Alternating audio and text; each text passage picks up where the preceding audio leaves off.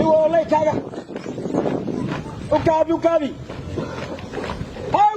ciidamadan oo ciidamo booliis oo horey uga tirsanaa ciidamada maamul goboleedka Puntland kuwaas oo tababar ku soo qaatay xirada Xirgoble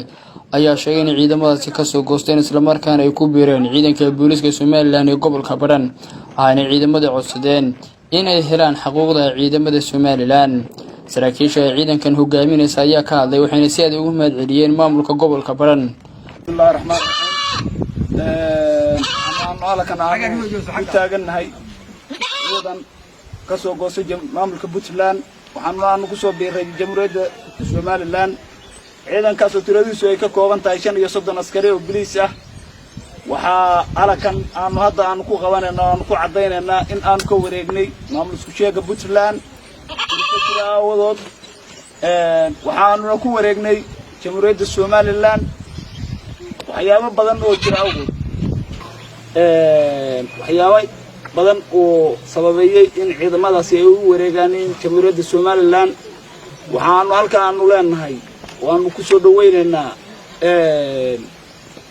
dawladda jamhuuriyadda Soomaaliland madaxweynaha ka yahay mudane Muuse Biixi Cabdi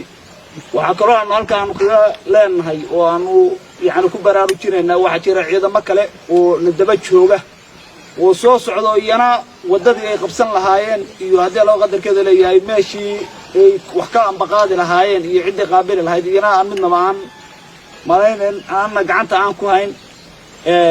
waxaan leenahay welcome soo dhawaada cid naga dambaysa waxa way soo dhaweynaynaa annaguna waxaan ku beeray ciidamada jamhuuriyadda Soomaaliland waxaan leenahay waxa idin sahan ah 35 askari oo hadda halkan taagan iyo qaabilaadooda waxa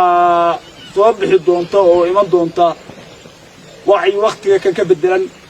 in ay soo goostaaneen ciidamo ka badan ciidamadan hadda halka taagan ama tirahan iyo tayahan waxaan leenahay soo dhawaada ciidamo badan baa jira oo hadda aan meel ku salaysnayn Puntland iskaga soo tagay Soomaaliland aan ku biirin waxay ciidamadaasi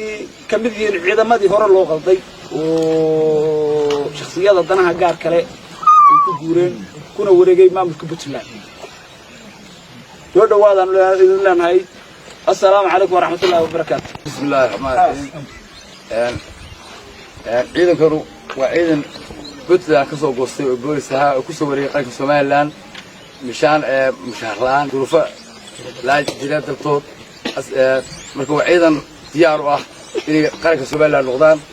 booliis ciidan Soomaaliland noqdaan sida arkaysaanba ama warbixintooda ku haysan halka waxa taagan 35 askari oo ka yimid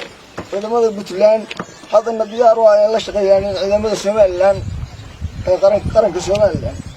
ciidamadaasuna waa ciidamo booliis ah hadda waxay diyaar yihiin in la shaqeeyaan ciidamada qaranka Soomaaliland waana booliis ciidankaas tiradoodu waa 35 askari sida aad u jeedaan waxay taagan yihiin goobtan diyaar ku yihiin oo billahi tawfiiq